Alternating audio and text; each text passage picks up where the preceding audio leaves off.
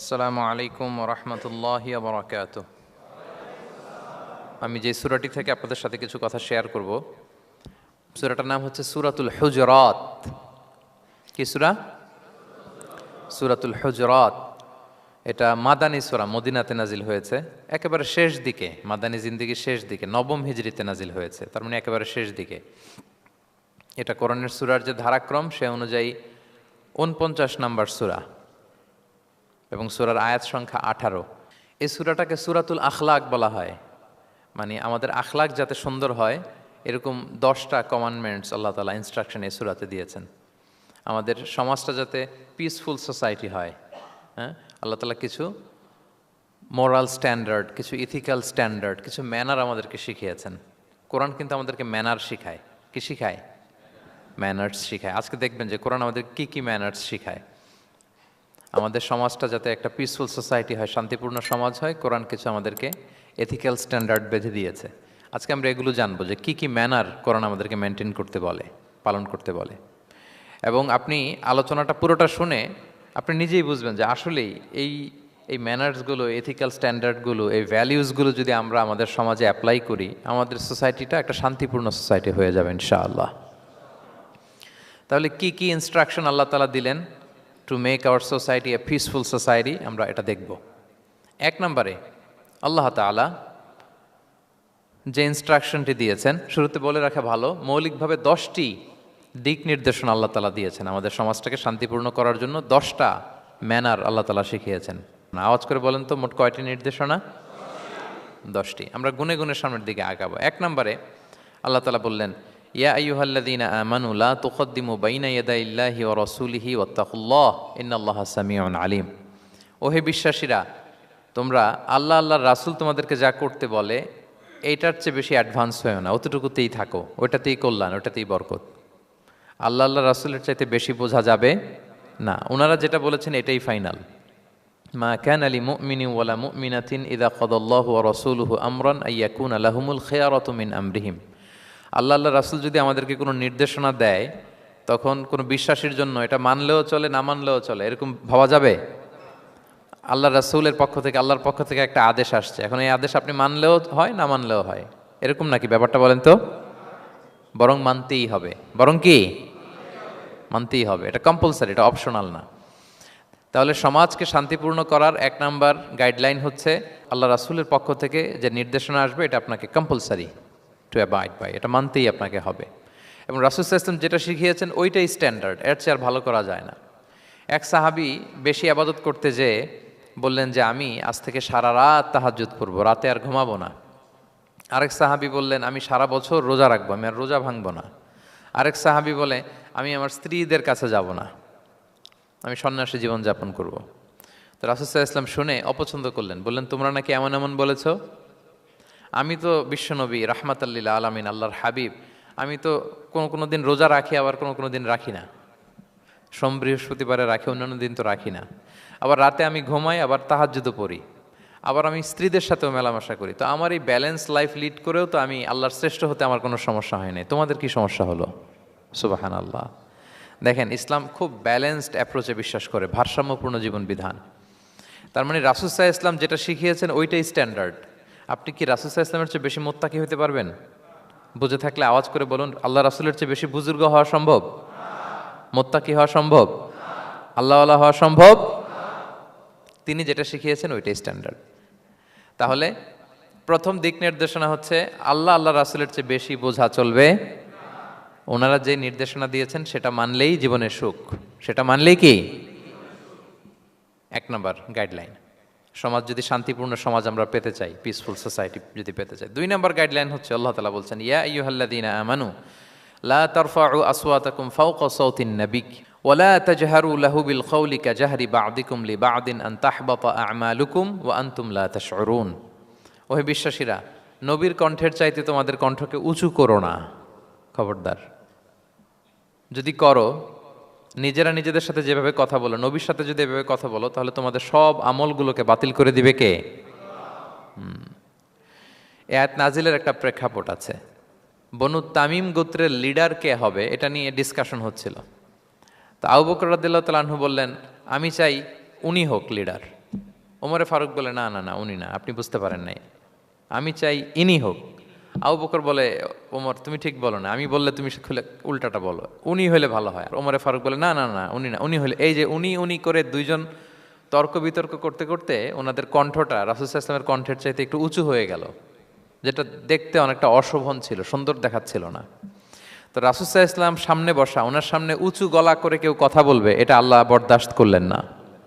আরশের উপর থেকে আল্লাহ তাআলা আয়াত নাজিল করলেন, লা তারফাউ আসওয়াতাকুম ফাওকা সাওতিন নবী, খবরদার নবীর কণ্ঠের চাইতে যেন তোমাদের কণ্ঠ উঁচু হয়ে না যায়, যদি যায় তাহলে তোমাদের আমলগুলো বাতিল হয়ে যাবে, এবং নিজেরা নিজেদেরকে যেভাবে ডাকো সেভাবে ডেকো না, এরকম করলে আমল বাতিল হয়ে যাবে।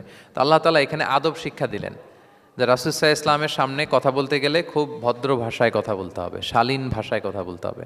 মজার ব্যাপার হচ্ছে, আপনারা জানেন কিনা জানি না, যারা হজ উমরা করেছেন আপনারা দেখবেন যে রাসূল সাল্লাল্লাহু আলাইহি ওয়াসাল্লামের পবিত্র কবরের উপর এই আয়াতটা এখনও লেখা আছে যে লা তারফাউ আসওয়াতাকুম ফাওকা সাওতিন নবী, নবীর কণ্ঠের চাইতে যেন কণ্ঠ উঁচু হয়ে না যায়। এজন্য দেখবেন যে যারা রাসূল সাল্লাল্লাহু আলাইহি ওয়াসাল্লামের কবর জিয়ারত করতে যায়, ওনারা কবরের সামনে যে ধৈর্য ধারণ করতে পারে না, বুক ফেটে কান্না আসে যে আজীবন যে নবীর কথা শুনলাম, যে নবীর হাদিস শুনলাম, যে নবীকে আমি এত ভালোবাসি, যে নবী আমার জন্য সুপারিশ করবেন, যে নবী আমাকে হাউজে কাউসারের পানি দিবেন, সেই নবী এখানে শুয়ে আছে। এটা ভাবতেই মুমিন হৃদয়ে বাঁধ ভাঙা কান্নার জোয়ার আসে, হাউমাউ করে কাঁদতে ইচ্ছে করে, কিন্তু ওখানে আওয়াজ করা যায় না, কারণ ওখানে লেখা লা তারফাউ আসওয়াতাকুম ফাওকা সাওতিন নবী, নবীর দরবারে বড় গলায় আওয়াজ করে কোনো শব্দ উচ্চারণ করা যাবে না। খুব ভদ্র বিনম্র চিত্তে রাসূল সাল্লাল্লাহু আলাইহি ওয়াসাল্লামের রওজার সামনে দাঁড়িয়ে আমরা সালাম পাঠ করি। তো এই নিয়মটা শুধু যে রাসূল সাল্লাল্লাহু আলাইহি ওয়াসাল্লামের জন্যই খাস তা নয়, আমাদের আব্বা আম্মা, আমাদের শিক্ষক, মুরব্বী, আধ্যাত্মিক নেতা, ধর্মীয় গুরু, ইসলামী আন্দোলনের বড় লিডার, এরকম যে কারো সামনে বড় গলায় উঁচু গলায় আওয়াজ করে কথা বলা যাবে না, বরং সেখানে ভদ্রতা, এটিকেটস, নম্রতা, এটা বজায় রাখতে হবে। এটা বুঝতে পেরেছেন? হ্যাঁ। পাশাপাশি রাসূল সাল্লাল্লাহু আলাইহি ওয়াসাল্লাম একবার দুপুরবেলায় ওনার ঘরে শুয়েছিলেন। সূরার নাম হচ্ছে সূরাতুল হুজুরাত, মনে আছে তো আপনাদের? সূরার নাম কি? হ্যাঁ, হুজুরাত মানে হচ্ছে কম্পার্টমেন্ট বা অ্যাপার্টমেন্ট, যেখানে মানুষ থাকে আর কি। রাসূল সাল্লাল্লাহু আলাইহি ওয়াসাল্লাম এরকম 9টা হুজরাখানা ছিল। আপনার বাংলাদেশে ইমাম সাহেবের হুজরাখানা এই শব্দটার সাথে পরিচিত না সবাই? এই হুজরাখানা থেকে এই আল হুজরাত, রাসূল সাল্লাল্লাহু আলাইহি ওয়াসাল্লামের 9 জন স্ত্রী এই 9টা হুজরাতে থাকতেন, এবং এগুলো মসজিদে নববীর সাথে অ্যাটাচ করা ছিল। দুপুরে খেয়ে রাসূল সাল্লাল্লাহু আলাইহি ওয়াসাল্লাম কাইলুলা করছেন, বিশ্রাম নিচ্ছেন।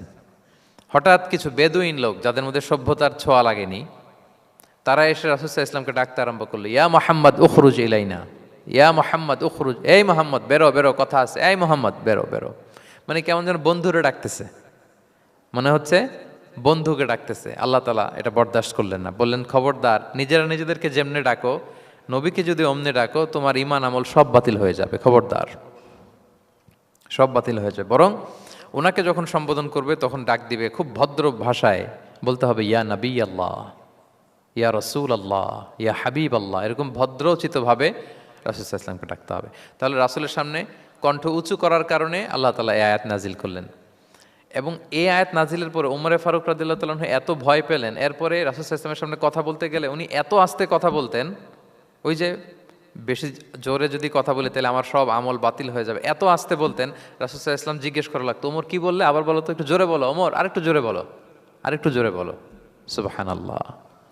মানে এত মিন করে, এত ক্ষীণ ক্ষীণ শব্দে ওমর ফারুক কথা বলতে লাগলেন যে রাসূল সাল্লাল্লাহু আলাইহি ওয়াসাল্লামের বুঝতে কষ্ট হচ্ছিল কথা। তখন তিনি বলতেন, ওমর আরেকটু জোরে বলো না, কি বললে বুঝলাম না, আরেকটু জোরে বলো। ওনারা এতটা ভয় পেয়েছিলেন এই আয়াত নাজিল হওয়ার পরে। তাহলে 2 নাম্বার ইনস্ট্রাকশন হচ্ছে, মুরব্বী, শিক্ষক, ওস্তাজ, ধর্মীয় গুরু, আধ্যাত্মিক নেতা, ইসলামী আন্দোলনের বড় নেতা, এরকম রেসপেক্টেড কারো সামনে উচ্চবাচ্য করে কথা বলা উচিত না।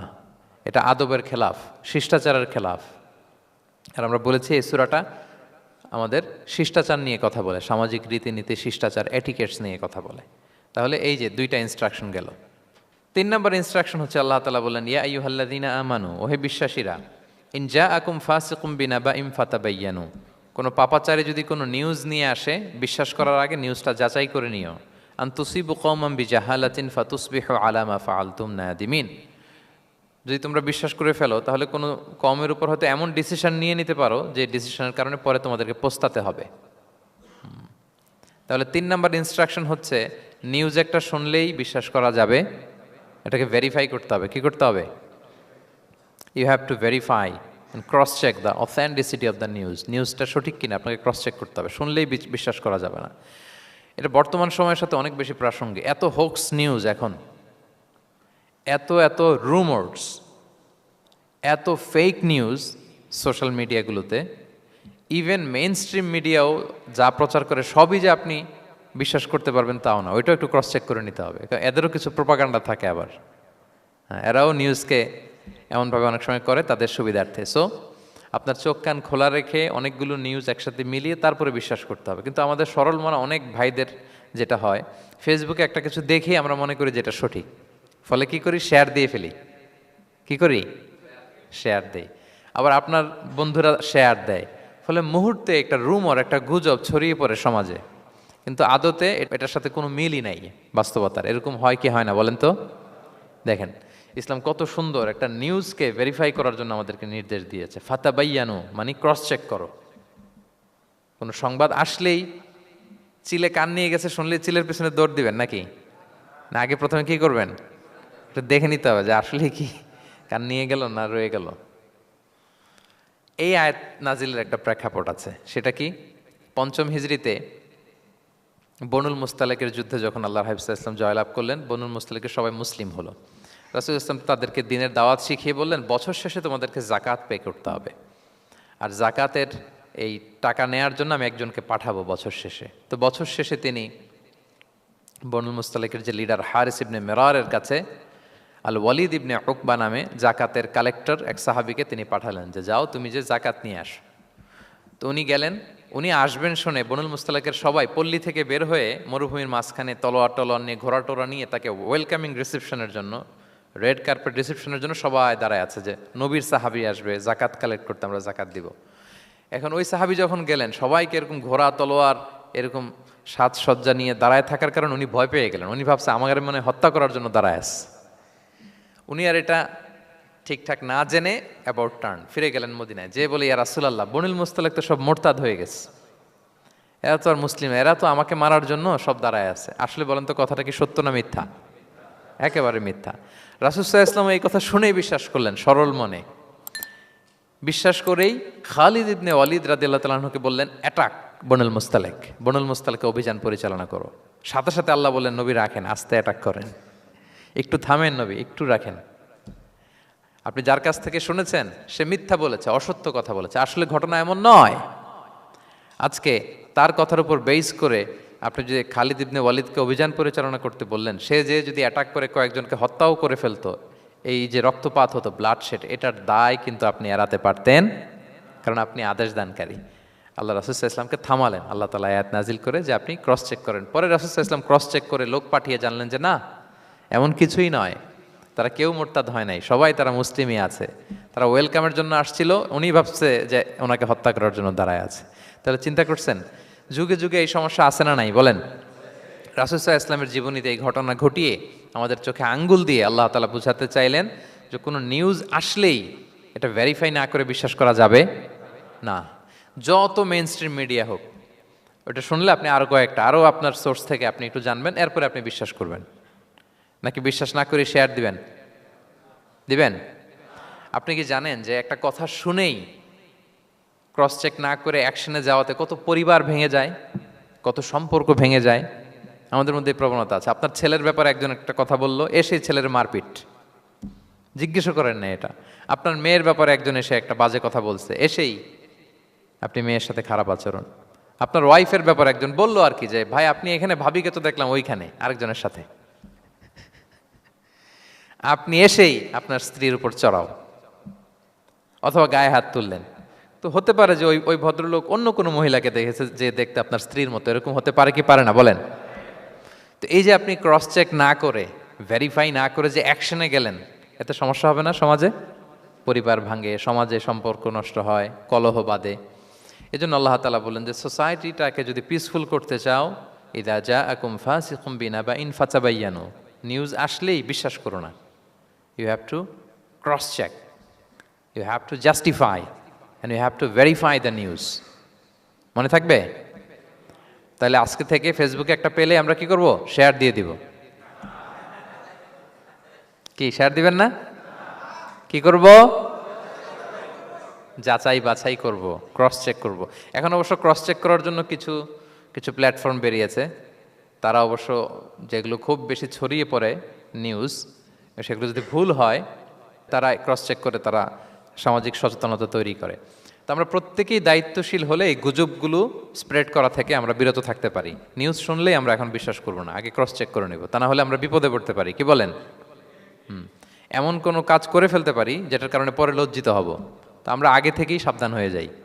4 নম্বরে আল্লাহ তাআলা বললেন, ওয়া ইন তাইফাতানি মিনাল মুমিনিনা ক্তাতালু ফাআসলিহু বাইনাহুমা। বিশ্বাসীদের মধ্যে 2 গ্রুপ যদি মারামারি লাগে তাহলে তুমি মিলিয়ে দাও, ইসলাহ করো, ইসলাহু যাতিল বাইন, মিলিয়ে দাও, মীমাংসা করে দাও, বিরোধ নিষ্পন্ন করে দাও। অনেক সময় হয় না যে 2 ভাই ঝগড়া লেগেছে, 2 বন্ধু ঝগড়া লেগেছে, অথবা স্বামী স্ত্রীর মধ্যে কোনো কারণে বিরোধ, হ্যাঁ, 2 পার্টি ঝগড়া লাগছে, এরকম আছে না নাই? তখন ফাআসলিহু বাইনাহুমা, তাদের মধ্যে আপোষ মীমাংসা করে দাও। হ্যাঁ, মীমাংসা করে দাও, ইসলাহ, রিকনসিলিয়েশন করো, ওয়ার্ক অ্যাজ এ মিডিয়েটর, মধ্যস্থতাকারী হিসেবে কাজ করো।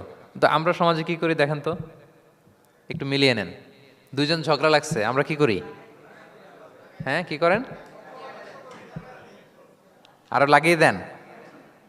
সর্বনাশ! তাই তো আপনাদের ওয়াজি করতেছি আমি না, তাদেরকে আরো ঝগড়ায় মাতিয়ে তোলা যাবে না, লাগিয়ে দেওয়া যাবে না, বরং ঝগড়া থামিয়ে দিতে হবে। কি করতে হবে? কয়েক জায়গায় কৌশল করে মিথ্যা বলা জায়েজ, সহিহ হাদিসে এসছে। এর মধ্যে একটা আছে, 2 জন মানুষের মধ্যে সম্পর্ক নষ্ট, তাদের সম্পর্ক জোড়া লাগিয়ে দেওয়ার জন্য আপনি কৌশল করে মিথ্যা বলতে পারেন। যেমন ধরেন যে 2 জনের সাথে কথা হয় না, দা কুমড়া সম্পর্ক, আপনি একজনকে বললেন যে ভাই ওই দিন তো ওই লোক আপনার ব্যাপারে অনেক প্রশংসা করলো। সে তো শুনে অবাক হবে, কিরে আমার প্রশংসা কি বললো, এমন এমন বললো। তো এটা শুনে ওই লোকের ব্যাপারে তার মনটা একটু নরম হবে। আবার তাকে বললেন যে উনি তো আপনার ব্যাপারে এরকম একটা পজিটিভ কমেন্ট করলো, সেও অবাক হবে, তাই নাকি, তার সাথে আমি এত ভুল বোঝাবো যে আসলে লোকটা তো তাইলে ভালো। এই যে 2 জনকে আপনি এমন কিছু কথা কৌশল করে বললেন, ফলে তাদের মধ্যে একটা হৃদ্যতা তৈরি হবে। হঠাৎ দেখবেন যে একজন আরেকজনকে দেখে সালাম দিয়ে কথা বলে কোলাকুলি করে সেই আগের যেই শত্রুতা সব নিমেষে শেষ হয়ে গেছে। ঠিক কিনা বলেন? হ্যাঁ, এই যে মধ্যস্থতাকারী আপনি হলেন, এজন্য আল্লাহ তাআলা আপনাকে সওয়াব দিবেন। তাহলে বিবাদমান 2 গ্রুপ দেখলে আমরা আজ থেকে আরো ঝগড়া লাগিয়ে দিব না মিলিয়ে দিব? রাসূল সাল্লাল্লাহু আলাইহি ওয়াসাল্লাম বলেন, আলা উখবিরুকুম বিআফদালা দারাজাতিম মিন সাদাকাতি ওয়াস সিয়ামি ওয়াস সালাহ। নামাজ, রোজা, সাদাকা, এর চেয়েও একটা বড় মর্তবার ভালো কাজ আছে, সেটা কি আমি তোমাদের বলবো না? সাহাবারা বলল, বলেন। আল্লাহ রাসূল সাল্লাল্লাহু আলাইহি ওয়াসাল্লাম বললেন, সেটা হচ্ছে ইসলাহু যাতিল বাইন, 2 পক্ষকে মিলিয়ে দেয়া, বিবাদমান 2 গোষ্ঠীকে কি করা? মিলিয়ে দেয়া। এটা নামাজ, রোজা, সাদাকা এর চেয়েও বেশি সওয়াবের কাজ। দেখেন, আমরা ইসলামটা বোঝার ক্ষেত্রে আমাদের কত ল্যাকিংস। আমরা মনে করি শুধু লম্বা দাড়ি রাখলাম, তাসবিহ একটা নিলাম, আর জিকির করতেছি দিন রাত এক করে, এরপরে নামাজ পড়তে পড়তে কপালে দাগ ফেলে, এই বোধহয় ভালো কাজ, এই সব ভালো আমিই করে ফেললাম। কিন্তু দেখেন, রাসূল ইসলাম বলেছে না, সমাজে বিবাদমান 2টা গ্রুপকে যদি মিলিয়ে দাও, এটা নামাজ, রোজা, সাদাকার চেয়ে বেশি সওয়াব তুমি পাবে। তাহলে এখন থেকে যদি আমরা বিবাদ দেখি কি করব?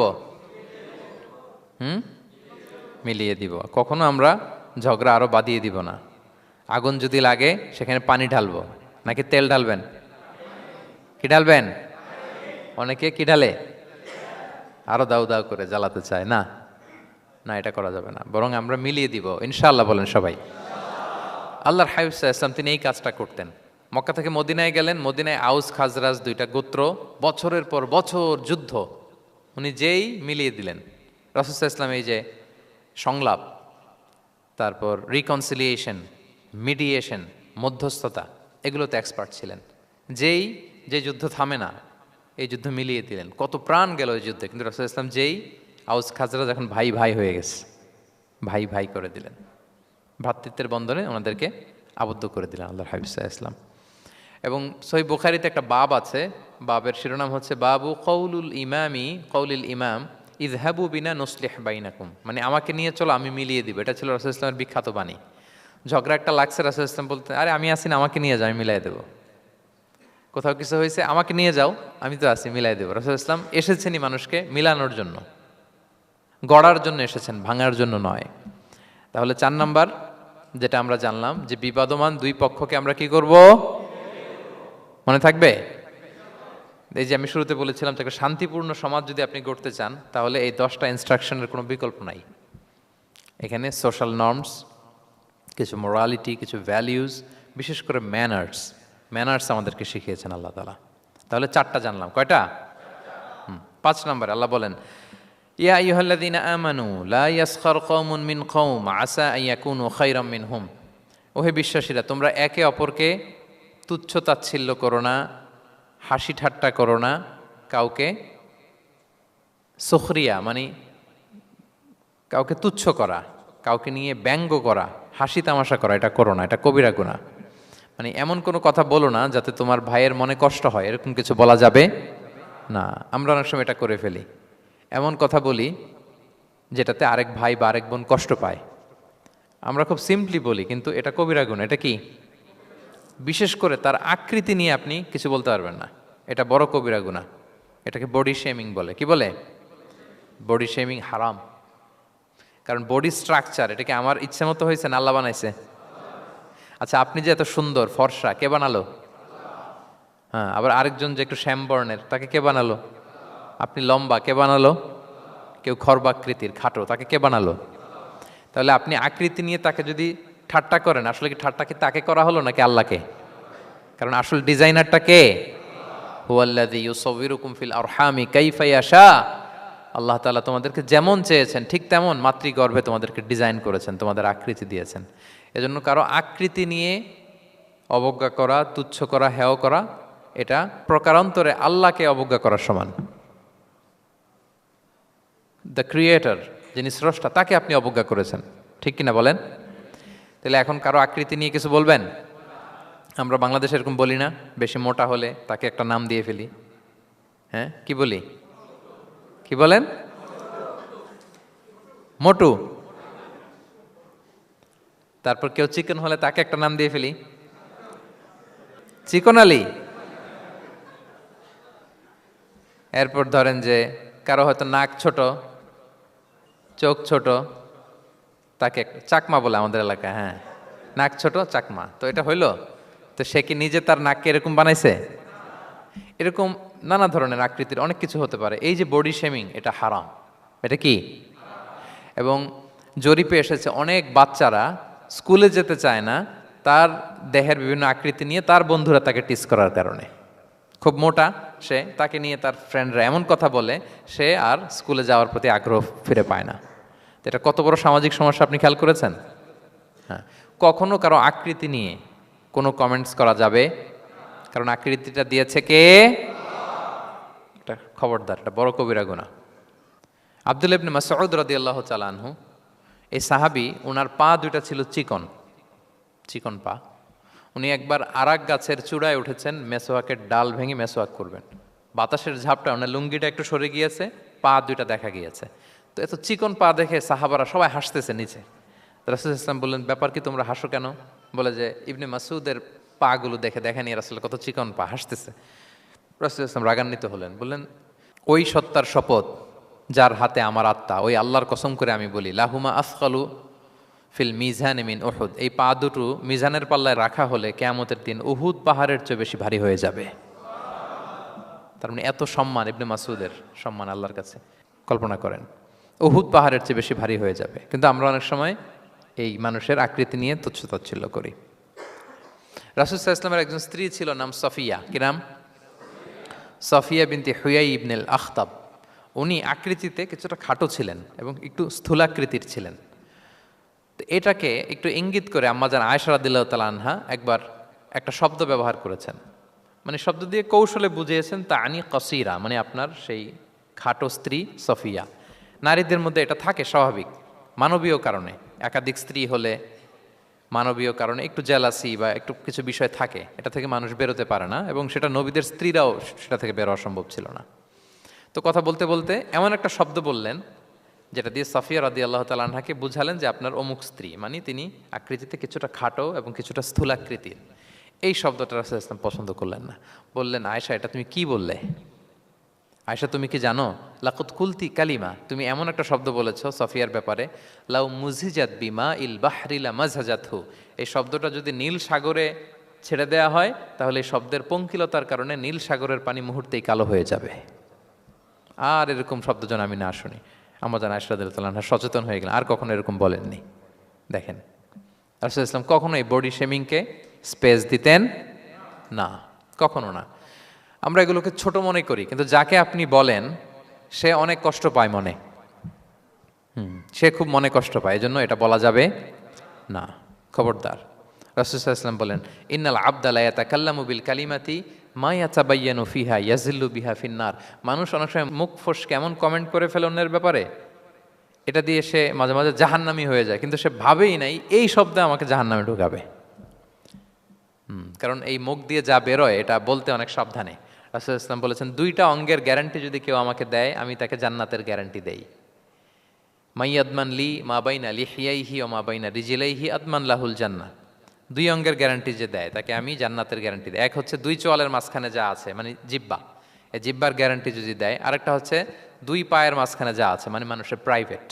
এই দুইটা অঙ্গের গ্যারান্টি যদি কেউ দেয় যে এই দুই অঙ্গ দিয়ে আমি কোনো পাপ কাজ সংগঠিত করব না, বিশ্বনবী সাল্লাল্লাহু আলাইহি ওয়াসাল্লাম বলেন আমি আমার ওই উম্মতকে জান্নাতের গ্যারান্টি দেই। তাহলে তুচ্ছ তাচ্ছিল্য ঠাট্টা বিদ্রুপ করা যাবে না। 6 নম্বরে ওয়ালা তালমিজু আনফুসাকুম, তোমরা অন্যের বদনাম করে বেরিও না। লামজ আসছে লুমাজা থেকে, ওয়াইলুল লিকুল্লি হুমাজাতিল লুমাজা, যে প্রকাশ্যে অন্যের বদনাম করে বেড়ায়, অন্যের দোষ খুঁজে বেড়ায়। একদল লোক আছে দেখবেন শুধু অন্যের দোষ খোঁজে, নিজের দিকে আঙ্গুল যায় না। কিন্তু এইভাবে আরেকজনের দিকে আঙ্গুল দিলে যে 3টা আঙ্গুল নিজের দিকে যায় এটা আবার ভুলে যায়। কাউকে যদি আমি এরকম করি আমার দিকে কয় আঙ্গুল বলেন? এই 3টা কার দিকে? আর আরেকজনের দিকে 1 আঙ্গুল। তো কাউকে কিছু বলার আগে 3বার নিজেরটা ভাববেন যে নিজে কি করেন। ওলা তাল মিজাং, অন্যের বদনাম করো না, প্রকাশ্যে অন্যের দোষ খোঁজো না। সবচেয়ে বুদ্ধিমান সে যে নিজের দোষ খোঁজে, নিজের সমালোচনা যে করতে পারে সেই সর্বাপেক্ষা বুদ্ধিমান। কিন্তু আমরা একদল আছি শুধু সমালোচনা, ওর এই সমস্যা, ওর এইটা, ওর ওর মানে তার দায়িত্ব হচ্ছে সবার সমস্যা বের করা। এরকম দায়িত্বপ্রাপ্ত কিছু লোক আছে না নাই? সবাই না, এগুলো থেকে আমাদের বেরিয়ে আসতে হবে। অন্যের দোষ খোঁজা বাদ দিতে হবে, দোষ খুঁজলে নিজের দোষ খুঁজতে হবে। আমরা আত্মসমালোচনা করবো। খেয়াল রাখবেন সবচেয়ে ভালো হচ্ছে আত্মসমালোচনা, সবচেয়ে ভালো কি? তারপরে মোটামুটি ভালো হচ্ছে আলোচনা, আর সবচেয়ে খারাপ হচ্ছে সমালোচনা। কিন্তু আমরা সবচেয়ে করি বেশি কোনটা? এটা চেঞ্জ করতে হবে, আত্মসমালোচনা বাড়াইতে হবে। আমি প্রায় একটা কথা বলি, small people talk about people, average people talk about things, and great people talk about ideas. ছোট মনের মানুষ যারা, এরা মানুষ নিয়ে কথা বলে, এর এই সমস্যা ওর। মাঝারি ধরনের যারা, এরা বিভিন্ন বিষয় নিয়ে, ঘটনা নিয়ে কথা বলে। গ্রেট মাইন্ড যারা, এরা আইডিয়া নিয়ে কথা বলে, যে এই আইডিয়া ইমপ্লিমেন্ট করলে সমাজের এটা সমাধান হবে, এই আইডিয়া জেনারেট করতে পারলে এইটা কাজ হবে। তো এখন বলেন আপনি কি ছোট মনের মানুষ হবেন না বড় মনের? অন্যের দোষ খুঁজবো আর তাহলে কারটা খুঁজবো? ইনশাল্লাহ বলেন সবাই। কটা গেল? 7 নাম্বার, ওয়ালা তানাবাজু বিল আলকাব, কাউকে মন্দ উপনামে ডেকো না। মন্দ উপনামে ডেকো না মানে কাউকে একটা বিশেষ নাম দিও না, তার নামটা সুন্দরভাবে ডাকো। নাম বিকৃতি করা কবিরা গুনাহ। নাম আপনি বলুন হুজুর এটা একটা কথা হইলো, নাম বিকৃতি করছি তো কি হয়েছে? এটা আপনার কাছে সমস্যা নাই। ধরেন যে ওই লোকের নাম আব্দুল্লাহ, আপনার কাছে আব্দুল্লাহ এটা সিম্পল, ধুর আব্দুল্লাহ একটা কিছু হইলো। কিন্তু যার নাম আব্দুল্লাহ তার কাছে এটা অনেক দামি। তার কাছে কি? কারণ এটা তার পরিচয় বহন করে। ধরেন যে আমার নাম কি মিজান, আপনার কাছে মনে হয় আরে মিজান একটা নাম হইলো, তা আমার কাছে তো এটা অনেক গুরুত্বপূর্ণ, কারণ এটা আমার পরিচয় বহন করে। এই নামে মানুষ আমাকে ডাকে, ফলে এটা আমার খুব আদরের, আমার কাছে বড্ড যত্নের, দরদের নামটা। আপনার কাছে নাও হতে পারে। মানুষ প্রত্যেকে তার নিজের নামকে খুব পছন্দ করে। দেখবেন যে মানুষ কাগজ পেলে নিজের নামটা লেখে, সিগনেচার দেয় একটা, দেখবেন দেয়। এরপর দেখবেন যে সি বিচে ঘুরতে গেলে বালুর মধ্যে নিজের নামটা লিখে, দেখবেন লিখে। শুধু তাই না, লিখে আবার একটা লাভ আঁকে, লাভ চারদিকে আঁকে। কেন আঁকে? কারণ এই নামটা সে পছন্দ করে অনেক, এটা তার কাছে গুরুত্বপূর্ণ, আপনার কাছে নাও হতে পারে। এজন্য প্রত্যেকের নামটা তার কাছে খুব আদরের, যত্নের। তার নামটা আপনি সুন্দরভাবে বলবেন। নাম আপনি বিকৃত করতে পারবেন না। এটা কি গুনাহ? সগীরা, কবিরা গুনাহ। এটা আমরা সমাজে করি, নাম বিকৃত করি। না, নাম বিকৃত করা যাবে না। ওয়ালা তানাবাযু বিল আলক, মন্দ নামে ডেকো না। আমাদের সমাজে এটা আছে। দেখবেন যে বাবা মা সুন্দর নাম রেখেছে আবু বকর, ওকে ডাকে বক্কইরা। আছে না এরকম? তারপর নাম রেখেছে ধরেন আব্দুল কুদ্দুস, ওকে ডাকে। নাম রেখেছে আব্দুল ওয়াক্কাস, ওকে ডাকে। এই বিকৃতি আপনি করতে পারবেন? কারণ কিয়ামতের দিন আপনার নাম ধরে, আপনার বাবার নাম ধরে ডাকা হবে। তুদআউনা ইয়াউমাল কিয়ামাতি বিআসমাইকুম ওয়া আসমাই আবাইকুম। কিয়ামতের দিন তোমার নাম, তোমার বাবার নাম, যখন আপনাকে ডাকবে ফেরেশতারা, আপনার নাম এবং আপনার বাবার নাম ধরে ডাকা হবে।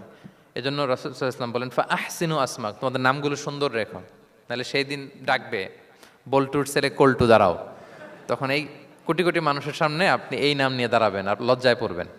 আর যদি বলে আব্দুর রহমানের ছেলে আব্দুল্লাহ, আসো, কত সুন্দর। নামগুলো ভালো আলেম দিয়ে ক্রস চেক করে, কনসালটেশন করে এরপরে রাখবেন। আর কাউকে মন্দ নামে কখনো ডাকা যাবে না। তার বংশের কোনো খারাপ কিছু দিয়ে তাকে ডাকা যাবে না। ধরেন একজনের বাবা ছিল চোর, কিন্তু তার সন্তান সে সৎ মানুষ হইতে পারে না। এখন বাবার কথা কি আপনি চোরের পোলা বলে ডাকতে পারবেন? না, আপনি ডাকবেন না, বলতে পারবেন না, কারণ সে তো ভালো। তাহলে নাম বিকৃত করা, মন্দ উপনামে ডাকা, এটা কবিরা গুনাহ। এটা আমরা কখনো করব? মনে থাকবে প্রিয় ভাইরা? আচ্ছা, 8 নম্বরে আল্লাহ তাআলা বলছেন, ইয়া আইয়ুহাল্লাযীনা আমানু জিতানিবু কাসীরাম মিনায-যন। ওই বিশ্বাসীরা, তোমরা ধারণা থেকে বেঁচে থাকো। ইন্না বা'দা-যন্নি ইসমুন, কিছু কিছু ধারণা আছে এটা পাপ। ধারণা, অ্যাজাম্পশন করে কথা বলা নিষেধ। ধারণার উপর বেস করে কথা বলা যাবে। অনেকে ধারণার উপর কথা বলে। বেশিরভাগ ধারণাই মিথ্যা হয়। ধারণার বেশিরভাগ কি হয়? সো আপনি ধারণা, বেসড অন ধারণা আপনি কোনো কথা বলতে পারবেন, মানে যেটাকে আমরা বাংলায় বলি আন্দাজে কথা বলা। বাংলা আমরা কি বলি? আন্দাজে আপনি কিছু বলতে পারবেন না, আপনাকে নিশ্চিত হইতে হবে। আমরা খালি চোখে যা দেখি, বাস্তবে ওই ঘটনা নাও হতে পারে এরকম। হোয়াট এভার উই সি, এটা রিয়েল সিনারি নাও হতে পারে, কিন্তু ভেতরে হয়তো এমন কিছু একটা আছে যেটা আমরা জানি না। এজন্য ধারণা করে কথা বলা নিষেধ ইসলামে। ওয়া ইন্না যন্না লা ইউগনি মিনাল হাক্কি শাইআ, আল্লাহ বলেন ধারণা কখনো সত্যের বিকল্প হতে পারে না। আপনাকে সত্যটা জেনে বলতে হবে, আপনি ধারণার উপর কিছু বলতে। আমরা এরকম সমাজে অনেক করি, অনেক আপনি পাবেন। দেখবেন যে ধরেন যে আপনাকে আপনার এক বন্ধু দেখলো, রিক্সা দিয়ে যাচ্ছেন, আপনার পাশে এক নারী বসা, তো সে অনেক কিছু খারাপ ধারণা করতে পারে। এরকম হয় না সমাজে? তো এমন হতে পারে যে আপনি আপনার ছোট বোনকে নিয়ে বেরিয়েছেন, হতে পারে না? কিন্তু আপনি তো একটা ধারণা করে ফেললেন অন্য কিছু। বা আপনার ভাগ্নিকে নিয়ে বের হয়েছেন, আপনার খালাকে, আপন খালাকে নিয়ে বেরিয়েছেন কোনো কাজে, ডাক্তারের কাছে, বা কিছু একটা হতে পারে। কিন্তু তাকে দেখেই আমি এদিক সেদিক বলতে আরম্ভ করলাম যে ওকে তো দেখছি এরকম এরকম এরকম। আছে না নাই? আমাদের সমাজে আমি দেখেছি যে কারো যদি ঠোঁট কালো হয়, তো মানুষ ধারণা করে নেয় লোকটা মনে হয় সিগারেট খায়। কিন্তু সিগারেট সেবন করা ছাড়াও কারো ঠোঁট কালো হতে পারে কি পারে না বলেন? এই যে এগুলো সমাজে প্রচলিত। বিয়ে করার পর পর ইমিডিয়েট যদি কেউ একটা গাড়ি কিনে বা হুন্ডা কিনে, এটা কি বলে বলেন তো? এই বোধহয় শ্বশুর বাড়ি থেকে যৌতুক নিয়ে আসছে। দেখছেন, এরকম ভুরি ভুরি আপনি সমাজে পাবেন যে আন্দাজে, ধারণার উপরে আমরা অনেক কথা বলে ফেলি, কিন্তু নিশ্চিত না হয়ে আপনি কোনো কমেন্টসে যেতে পারবেন না। এটা একেবারে নিষেধ। 9 নম্বরে আল্লাহ বললেন, ওয়ালা তাজাসসু, গোয়েন্দাগিরি করো না, স্পাইগিরি করো না, অন্যের ব্যক্তিগত বিষয় নিয়ে খোটাখুটি করো না। এরকম স্বভাব আমাদের অনেকের আছে না নাই? অনেকে দেখবেন যে অনেকের প্রাইভেট বিষয় নিয়ে খোঁচাখুচি করতে সে বড্ড মজা পায়। আছে এরকম? এটা হারাম। আওয়াজ করে বলুন, এটা কি? ওয়ালা তাজাসসু, গোয়েন্দাগিরি করো না। Everyone has personal space and no one should interfere someone's personal space. কেউ কারো পার্সোনাল স্পেসে ইন্টারফেয়ার করা যাবে না। প্রত্যেকের একটা প্রাইভেট এরিয়া আছে, প্রাইভেসি আছে। দেখেন ইসলাম প্রাইভেসিকে কত গুরুত্ব দেয়, প্রত্যেকের প্রাইভেসিকে ইসলাম কত গুরুত্ব দেয়। কারো প্রাইভেসির মধ্যে ইন্টারফেয়ার করা এটা ইসলাম পছন্দ করে না। এজন্য খবরদার, কারো ব্যক্তিগত কোনো ইস্যু নিয়ে আমরা নাক গলাতে পারবো না। কারো মোবাইল ধরে মোবাইলের গ্যালারি চেক করা, কারো ইনবক্স চেক করা, কাউকে না বলে কারো চিঠি পড়ে ফেলা, উকি মারা, আড়ি পাতা, এগুলো হারাম। এগুলো কি? তো এরকম স্বভাব আমাদের আছে না নাই? আড়ি পেতে শুনতে চাই, উকি মারি, তারপর সে কি করে দেখি তার প্রাইভেট মুহূর্তে, তারপর তার মোবাইল চেক করি, তার গ্যালারি চেক করি, তার ইনবক্স চেক করি। এই দায়িত্ব ইসলাম আমাদেরকে দেয়। এমনকি ইসলামী রাষ্ট্রও যদি হয়, ইসলামী রাষ্ট্রের জন্য এটা দায়িত্ব না যে প্রত্যেকে ব্যক্তিগত তার বেডরুমে তার প্রাইভেট লাইফে কি করে এটা দেখা, ইটস নট হিজ বিজনেস। ইসলামী রাষ্ট্র মানুষকে ন্যায়, কল্যাণের পথ, সুন্দর জীবন পরিচালনার জন্য উৎসাহিত করবে, কিন্তু প্রত্যেকে প্রাইভেট লাইফে কি করে ওইটা সিসি ক্যামেরা লাগিয়ে দেখা, এটা কারো দায়িত্বের মধ্যে পড়ে না। এটা একেবারে নিষেধ। এটাকে বলে তাজাসসুস, গোয়েন্দাগিরি করা। বরং ইসলাম কি উৎসাহিত করে জানেন? অন্যের দোষ দেখলে এটাকে গোপন রাখতে উৎসাহিত করে। গোপন রাখবেন। মান সাতারা আইবান সাতারাহুল্লাহু ইয়াউমাল কিয়ামা। কেউ যদি তার ভাইয়ের দোষ গোপন রাখে, কিয়ামতের দিন আল্লাহ তার দোষ গোপন রাখবে। ওমান কাশাফা আওরাতা আখি, বিষ্ণু বলেন, কিন্তু কেউ যদি তার ভাইয়ের কোনো গোপন জিনিস প্রকাশ করে দেয়, কাশাফাল্লাহু আওরাতাহু, আল্লাহ তার সব গোপন জিনিস প্রকাশ করে দিবে। বলেন আমাদের প্রত্যেকেরই গোপন জিনিস আছে না নাই? এখন আমাদের সব ভুল, সব গোপনীয়তা যদি প্রকাশ হয়ে যায় কি হবে তখন? আল্লাহ নিজে দায়িত্ব নিচ্ছে যে তুমি যদি তোমার ভাইয়ের কিছু ফাঁস করো, তোমার হাড়ি আমি হাটে ভাঙবো। হাটে হাড়ি ভাঙবো তোমার আমি, তখন দেখা যাবে। আমাদের অনেকের এই মানসিকতা আছে, অন্যের প্রাইভেট বিষয় নিয়ে কখনো আপনি নাক গলাতে পারবেন না। কারো প্রাইভেসিতে আপনি ইন্টারফেয়ার করবেন না, কারো প্রাইভেট স্পেসে আপনি ইন্টারফেয়ার করবেন না। এটা খুব বাজে একটা স্বভাব, এটা ইসলাম হারাম করে দিয়েছে। আমাদের অনেকের মধ্যে আছে খুঁটে খুঁটে, ভাই এটা কি, ওইটা কি করছেন, সরকারি চাকরি না প্রাইভেট চাকরি, বেতন কত, বয়স কত, ওইটা কত, ওইটা কত, হাবি যাবি, এটা তার, ইটস নট হিজ বিজনেস। তারপর মানুষ খুঁচিয়ে খুঁচিয়ে। নিঃসন্তান দম্পতি আমি দেখেছি, তাদেরকে পেলে অনেকে, ভাই কি সমস্যা, কয় বছর হইল, বাচ্চা নিচ্ছেন না কেন, কবে হবে, কার সমস্যা, আপনার সমস্যা না ভাবির সমস্যা, বেটা তোর কি সমস্যা এটা বল। একজন নিঃসন্তান দম্পতি তারা কি স্ট্রাগলের মধ্য দিয়ে যায় আপনি জানেন? এটা তার জন্য পরীক্ষা। ওই পরীক্ষার মধ্যে আপনি খুঁচিয়ে খুঁচিয়ে, মানে সে kind of his a gynaecologist, সে আপনার ইয়ে করতেছে, ট্রিটমেন্ট দিচ্ছে, ভাই কি হয়েছে, এইটা ওইটা, তাদেরকে বিব্রত করে একটা পরিস্থিতিতে ফেলা, এম্বারাসিং একটা সিচুয়েশনে ফেলা, এটা হারাম। এই ম্যানারগুলো ইসলাম আমাদেরকে ধরে ধরে শেখায় যে এটা তোমার বিজনেস না, তুমি খুঁচিয়ে খুঁচিয়ে মানুষের ব্যক্তিগত বিষয় যেটাতে সে বিব্রত বোধ করে, এগুলো তুমি জিজ্ঞেস করতে পারো না। আল্লাহ বলেছেন খবরদার, ওলা তাজাসসু, ওলা তাজাসসু, গোয়েন্দাগিরি করো না, কারো ব্যক্তিগত বিষয় না। অনেকের এটাতে খুব ইন্টারেস্ট, কার স্ক্যান্ডাল বেরোইছে। প্রায় দেখবেন যে এরকম দেখা যায়, অমুক নেতার স্ক্যান্ডাল ফাঁস, অমুক নায়কের স্ক্যান্ডাল ফাঁস।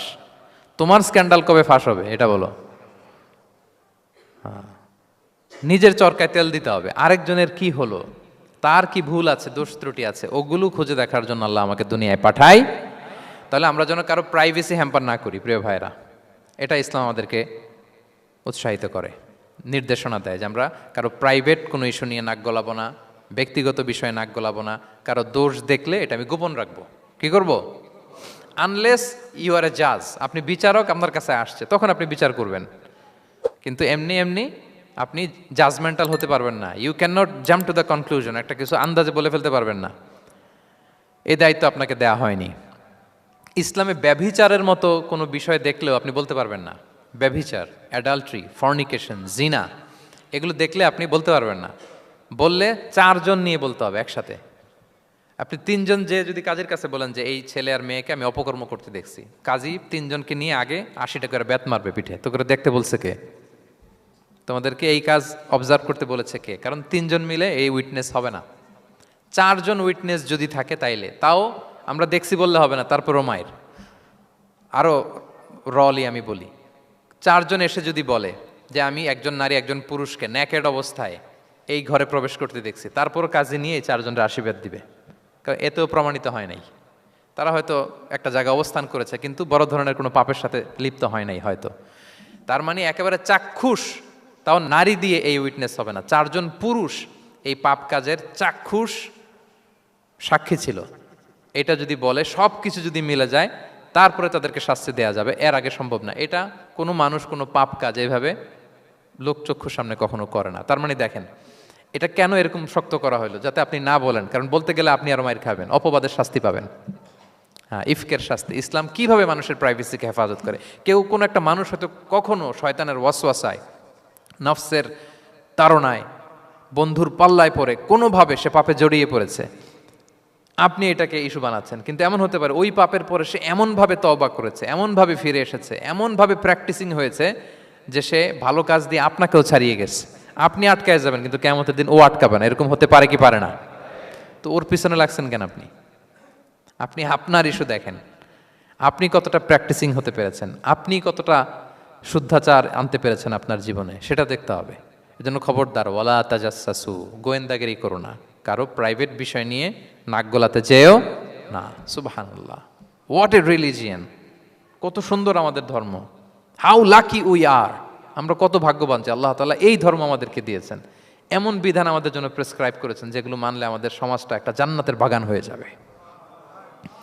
তাহলে 9 নম্বর ছিল ওয়ালা তাজাসসু, গোয়েন্দাগিরি করুন। আজকে থেকে করবেন? কারো মোবাইল ধরবেন, আর গ্যালারি দেখবেন, কারে কি মেসেজ করছিল পড়তে যাবেন, গোপনে তার ড্রয়ার খুলে তার চিঠি পড়বেন, আড়ি পাতবেন, উকি মারবেন, কারো গোপন বিষয় নিয়ে ইন্টারেস্ট দেখাবেন? কথা বলেন না, দেখাবেন?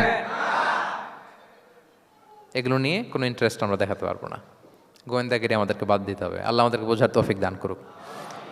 কয়টা গেল? আরেকটা, লাস্ট নাম্বার। আল্লাহ বলেন, সর্বশেষ আল্লাহ বলেন, ওয়ালা ইয়াগতাব বা'দুকুম বা'দা, একে অপরের পরনিন্দা চগলখুরি করো না। ইয়াগতাব মানে গীবা, গীবত করো না। আইয়ুহিব্বু আহাদুকুম আন ইয়াকুলা লাহমা আখিহি মাইতান ফাকারিহতুম, তোমরা কি চাও যে তোমরা তোমাদের মৃত ভাইয়ের গোশত ভক্ষণ করবে? মানে যে ব্যক্তি গীবত করে সে যেন তার মৃত মরা ভাইয়ের পচা গোশত খায়। গীবত করা, গীবত কাকে বলে?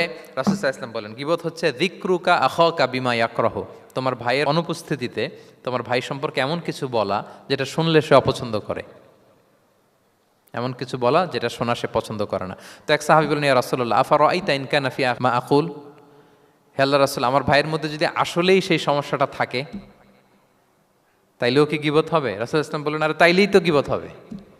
ওই দোষ যদি থাকে, ওটা তার অনুপস্থিতি যদি বলে বেরো, তাইলেই তো গীবত হবে। আর ওই দোষ যদি না থাকে তাহলে তো অপবাদ হবে, এটা তো আরো বড় গুনাহ, ওটা তো বহতান। তাহলে এই গীবা, ইংরেজিতে বলে ব্যাক বাইটিং, ইংরেজিতে কি বলে? এই ব্যাক বাইটিং, চগলখুরি বা পরনিন্দা, আরবিতে বলে গীবাত। এই গীবত আমরা করব না। কারো কিছু বলা থাকলে আপনি তাকে সরাসরি নাসিহাত করুন। আর দিন ওয়ান নাসিহা, দিন হচ্ছে উপদেশ দেয়া, শুভ কামনা করা, তার প্রতি শুভ কামনা করে আপনি তাকে বুঝান, সে হয়তো বুঝবে। কিন্তু আপনি তার অনুপস্থিতিতে তার নামে বাজে কথা, মন্দ কথা বলতে পারবেন? এটা অনেক বড় পাপ। একজনের ব্যাপারে আরেকজনের কান ভারী করা, ওর কথা ওর কাছে, ওর কথা ওর করে, এরকম করে সমাজের মধ্যে একটা গিরিঙ্গি লাগায়, আছে না নেই? এটা হারাম। রাসূল সাল্লাল্লাহু আলাইহি ওয়াসাল্লাম বলেন, মেরাজের রাত্রে আমি দেখেছি কিছু লোক লাহুম আদফার মিন নুহাস, তাদের নখগুলো তামা দিয়ে তৈরি, নখর ধারালো, ইয়াখদাশুনা বিহা উজুহাহুম ওয়া সুদুরাহুম, তারা তাদের নিজের নখ দিয়ে নিজের গালের গোশত, বুকের গোশতগুলো টেনে টেনে ছিটছে। রাসূল সাল্লাল্লাহু আলাইহি ওয়াসাল্লাম জিবরাইল ইসলামকে বললেন, মানহুম ইয়া জিবরিল, জিবরিল কারা এরা, এত বড় শাস্তি? জিবরাইল ইসলাম বললেন, হুম আহলুল গীবা মিন উম্মাতিক, এরা হচ্ছে আপনার উম্মতের মধ্য থেকে তারা যারা গীবত করে। তারা কি করে? তাহলে এই গীবতের সাথে আমাদের কোনো সম্পর্ক, এটা থেকে আমাদেরকে বেঁচে থাকতে হবে, এটা করা যাবে না। আমরা অনেকে হালাল ওয়েতে গীবত করি। এইভাবে কিভাবে করে আমি বলি আপনাদের, এইভাবে শুরু করে, এইভাবে কি বলবো ভাই, বললে তো গীবত হয়ে যায়, তারপরও না বললেই না, একটু বলি। শুরুতে কি বললে তো, দেখছেন কিভাবে হালাল করে, বললে তো গীবত হয়ে যায়, এইভাবে স্টার্ট করে। বললে যদি গীবত হয়ে যায় এটা বলা যাবে? আওয়াজ করে বলেন, যেটা বললে গীবত হয়ে যাবে এটা বলা যাবে না। এই অভ্যাসগুলো থেকে আমরা আস্তে আস্তে ফিরে আসবো, ওগুলো আমরা আর বলবো। তাহলে মোট 10টা, কয়টা? এই 10টা যদি আমরা মেনে চলি, সমাজে আর কোনো অশান্তি থাকবে? বিশৃঙ্খলা থাকবে? হানাহানি, মারামারি? সমাজটা একটা শান্তির সমাজ হবে, পিসফুল সমাজ হবে।